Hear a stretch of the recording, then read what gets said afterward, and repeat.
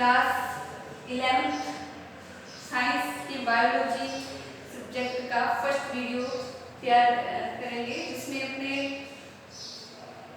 सबसे पहले यूनिट 3 है, जिसका लेसन 8 नंबर और इसका पार्ट फर्स्ट है। तो इसमें कोशिका के प्रकार है। कोशिका दो प्रकार की होती है, जंतु कोशिका और पादप कोशिका। तो सबसे पहले तो अपने जो ये आपकी बुक स्टार्ट करते हैं, इसमें कोशिका के बारे में आपको पता होना चाहिए, इसलिए अपने यूनिट 3 है उसका 8 नंबर लेसन स्टार्ट करेंगे। क्योंकि जो कोशिका है ये जीवन की एक आधारभूत इकाई है, तो आपको कोशिका के बारे में सबसे पहले जानकारी होनी चाहिए। तो कोशिकाएं होती है, ये पादपों में भी होती है और जंतुओं में होती है, लेकिन इनमें बनावट में फर्क होता है। तो आप कोशिका के बारे में नोट करेंगे कि कोशिका की भाषा क्या लिखेंगे कि जीवों की संरचनात्मक एवं क्रियात्मक इकाई को कोशिका कहते हैं। किसे कहते हैं? कोशिका। जीवों की संरचनात्मक एवं क्रियात्मक इकाई को कोशिका कहते हैं। बहुत सारी सूक्ष्म कोशिकाएं होती हैं जो मिलकर क्या अनेक कोशिकाओं का ऊतक बनाता है, और फिर विभिन्न प्रकार के जो ऊतक होते हैं वो आगे मिलकर अंग का निर्माण करते हैं, और जो अंग होते हैं ये पूरा तंत्र बनाते हैं, और विभिन्न तंत्र मिलकर ये क्या करते हैं कि शरीर का निर्माण करते हैं। जैसे अपने विभिन्न प्रकार के अंग कौन से हो गए?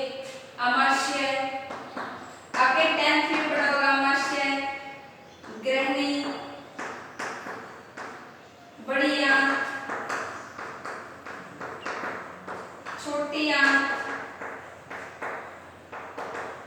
यकृत, अग्नाशय, फेफड़े, वृक्क हो गए, हृदय, ये विभिन्न प्रकार के अंग हैं। अब इसमें से देखो, आपने पाचन तंत्र के बारे में पढ़ा होगा, तो पाचन तंत्र में कौन कौन से अंग मिलते हैं? उसमें अपने को ग्रहणी, बड़ी आंत, छोटी आंत, आमाशय, यकृत, अग्नाशय, ये सारे अंग मिलकर क्या करते हैं? पाचन तंत्र बनाते हैं। ये इन्होंने क्या बना दिया? पाचन तंत्र। और श्वसन तंत्र में कौन से अंग आते हैं? श्वास नली आती है, फेफड़े आते हैं, और विभिन्न प्रकार की श्वसनिकाएं आती है। तो वो सारे अंग मिलकर क्या बनाते हैं? श्वसन तंत्र बनाते हैं। परिसंचरण तंत्र में क्या होता है? हृदय होता है, रुधिर वाहिनी होती है, ये परिसंचरण तंत्र बनाती है। परिसंचरण मतलब रुधिर का परिवहन। और उत्सर्जन तंत्र में दोनों किडनी होती है, अपवाही धमनी और अभिवाही धमनी होती है, वो उत्सर्जन तंत्र बनाती है। जनन तंत्र होता है। तो ये सारे तंत्र अपने शरीर में पाए जाते हैं। जब ये अंग मिलकर इन्होंने क्या बनाया? तंत्र बनाए, विभिन्न तंत्र बना दिए, जैसे पाचन तंत्र, श्वसन तंत्र, उत्सर्जन तंत्र, जनन तंत्र, परिसंचरण तंत्र।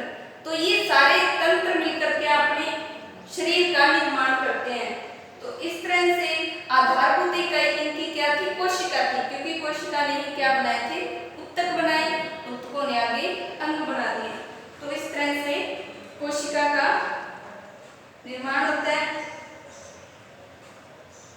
अब सबसे पहले आपने कोशिका की परिभाषा नोट करनी है कि जीवों की संरचनात्मक एवं क्रियात्मक इकाई को कोशिका कहते हैं। तो कोशिका की खोज किसने की थी? ये नोट करेंगे अपने, किसने की थी कोशिका की खोज? कोशिका की परिभाषा लिखने के बाद में आप लिखेंगे कोशिका की खोज किसने की थी? रॉबर्ट हुक ने। किसने खोज की कोशिका की? रॉबर्ट हुक ने कोशिका की खोज की थी। और इसके बाद में जो जीवित कोशिका है, जीवित कोशिका में से जीवित कोशिका की खोज किसने की थी? एंटोनी वॉन ल्यूवेनहोक ने। जीवित कोशिका की खोज किसने की थी?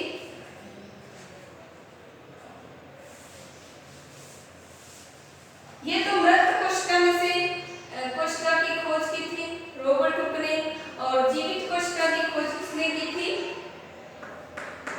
एंटोनी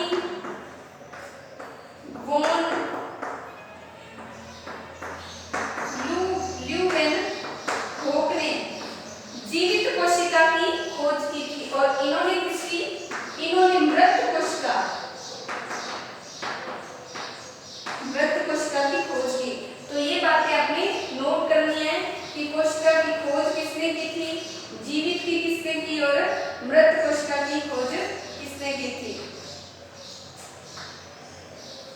आपने इन कोशिकाओं के बारे में पहले कक्षाओं में कुछ पढ़ा है, 9th में पढ़ा था कि कोशिका क्या होती है।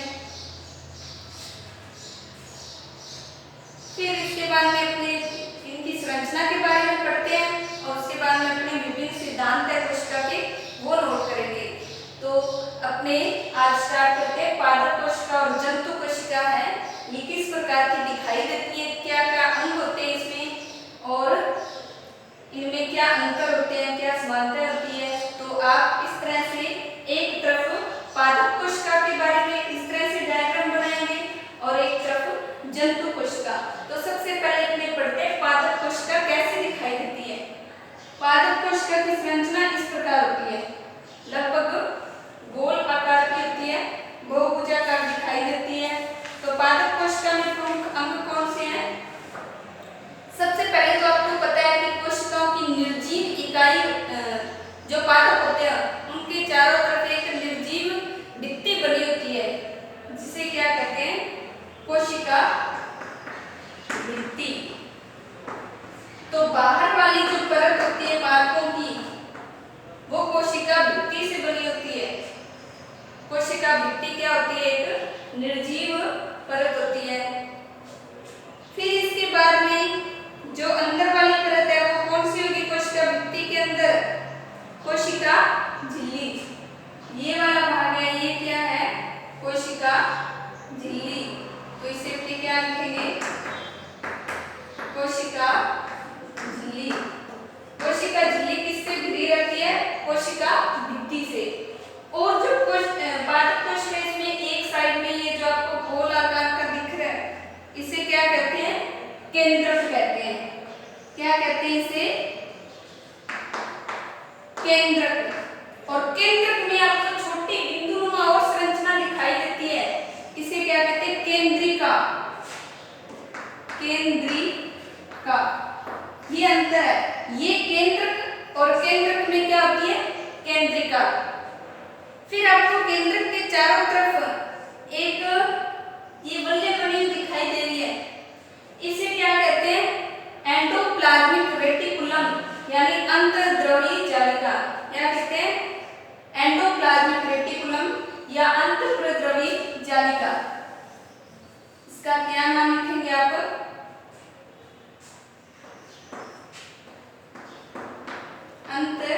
अंतःप्रद्रवी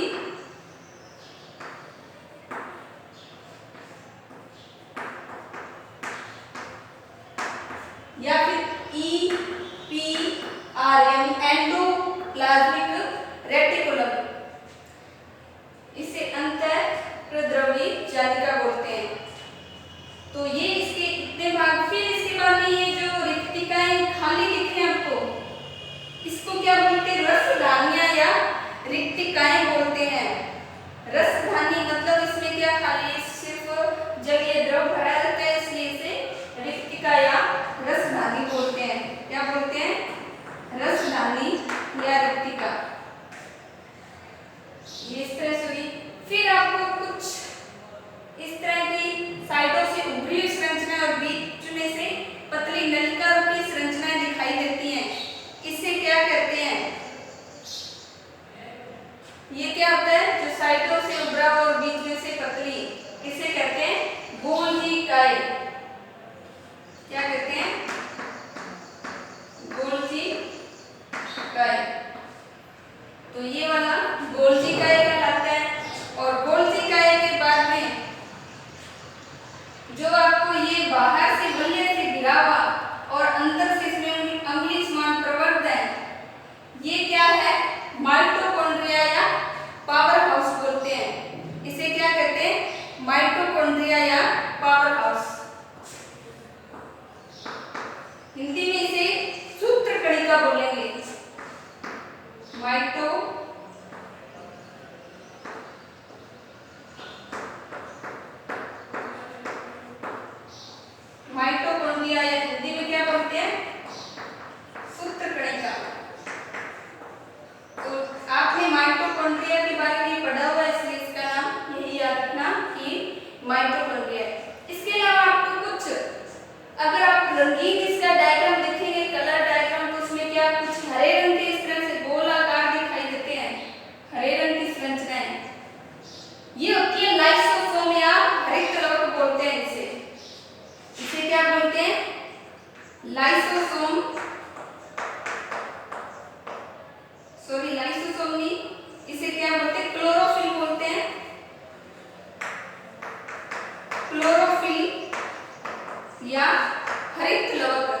हरे रंग की संरचना क्या होती है?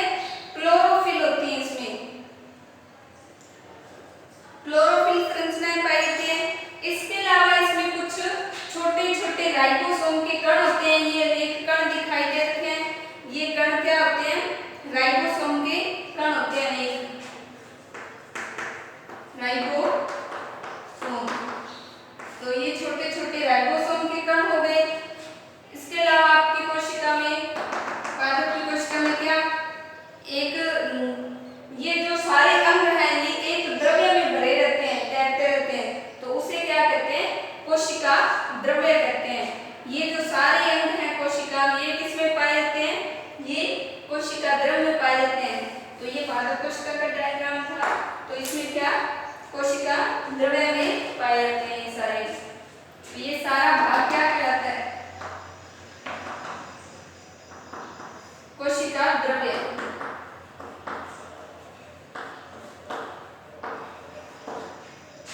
तो ये पादप कोशिका के प्रमुख भाग थे। तो इस तरह आपने इतने अंगों के बारे में ध्यान रखना है। कौन कौन से अंग हैं? प्रमुख ये अंग पादप कोशिका के बता दिए। अब जो जंतु कोशिका है, जंतु कोशिका में कौन कौन से अंग पाए जाते हैं? इसमें कोशिका भित्ति थी, लेकिन अपने को पता है अपना निर्जीव भाग नहीं होता, अपनी त्वचा होती है। तो उसी तरह से अपने शरीर में एक कोशिका होती है जो क्या बाहर से झिल्ली से घिरी रहती है। इससे तो जंतु की कोशिका किससे घिरी होती है? कोशिका झिल्ली से। कोशिका झिल्ली बोलते हैं। इसमें भी केंद्रक पाया जाता है। बीच में क्या होता है? केंद्रिका होता है। इसमें भी एंडोप्लाज्मिक रेटिकुलम, अंतःप्रद्रवी जालिका पाई जाती है। जालिका दो प्रकार की होती है, एक कुर्तरी होती है और एक चिकनी, जिस पर राइबोसोम के कण पाए जाते हैं। ये ध्यान रखना, जिस पर राइबोसोम के कण पाए जाते हैं वो कुर्तरी अंतःद्रवी जालिका, और जिस पर राइबोसोम के कण नहीं होते हुए है स्मूथ या चिकनी अंतःद्रवी जालिका होती है।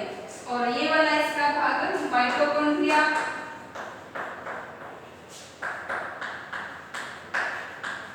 जिसे कोशिका का पावर हाउस कहते हैं। और इसमें गोल्गी काय,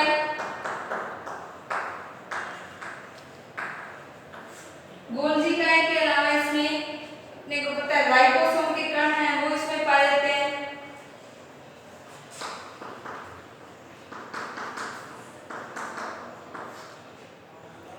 राइबोसोम के कण पाए जाते हैं। और इसमें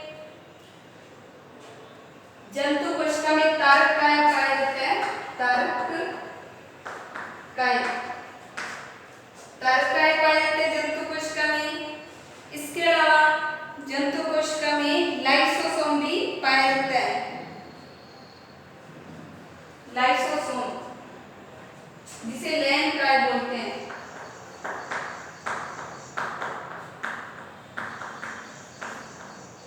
लाइसोसोम पाया जाता है। और जंतु की कोशिका में अंगुली के समान प्रवर्त पाए जाते हैं, जिनको माइक्रोविलाई या सूक्ष्मांकुर बोलते हैं। तो ये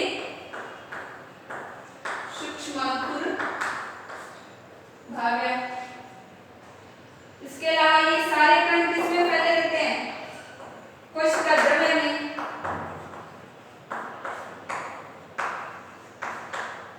ये सारे भाग किसमें होते हैं? कोशिका द्रव्य में पाए जाते हैं। तो ये जंतु कोशिका और पादप कोशिका के प्रमुख भाग बताए हैं।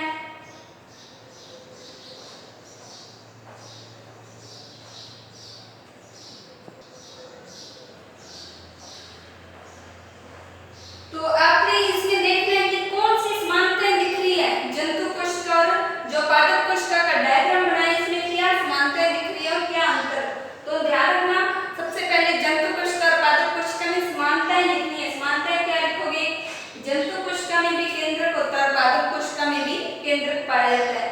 जंतु कोशिका में माइटोकॉन्ड्रिया और पादप कोशिका में भी माइटोकॉन्ड्रिया पाई जाती है। पादप कोशिका और जंतु कोशिका दोनों में ही क्या गोल्गी काय पाया जाता है। दोनों में ही रसधानियां पाई जाती हैं। इसमें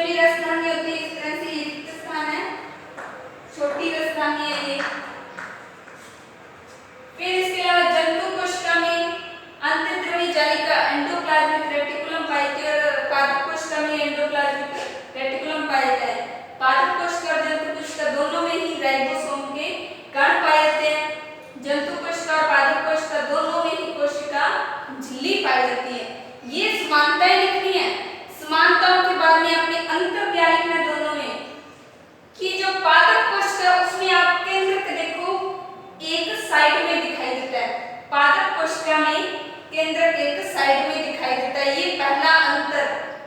और जंतु कोशिका में केंद्रक बीच में दिखाई देता है। तो समानताओं के बाद में ये अंतर लिखने हैं, अंतर में 1 नंबर अंतर बता दिया कि पादप कोशिका में केंद्रक एक साइड में और जंतु कोशिका में केंद्रक बीच में दिखाई देता है।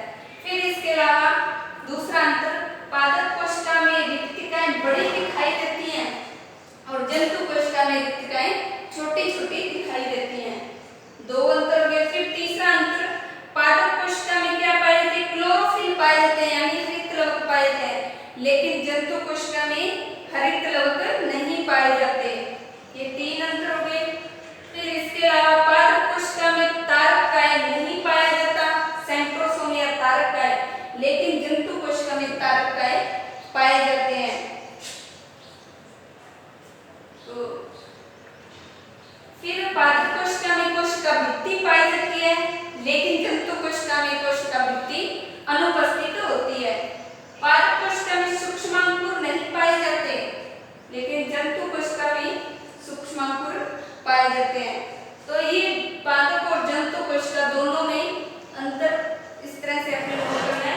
तो आज अपनी पादप कोशिका और जंतु कोशिका, इनकी संरचना के बारे में पढ़ा, इनकी समानताएं नोट करनी है अपने, और इनमें जो अंतर बताया